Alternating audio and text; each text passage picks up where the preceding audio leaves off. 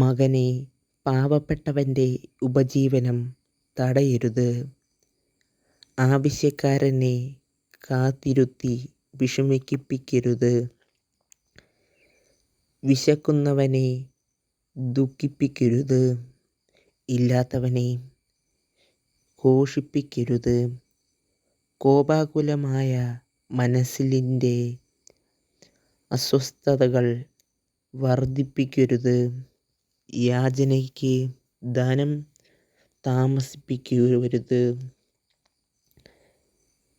കഷ്ടത അനുഭവിക്കുന്നവർ ശരണം പ്രാപിക്കുന്നു. നിരാകരിക്കുകയോ ദരിദ്രനിൽ നിന്നു മുഖം തിരിക്കുകയോ ചെയ്യരുത്. ആവശ്യമില്ലാതിരുന്നിട്ടും കണ്ണു തിരിക്കരുത്.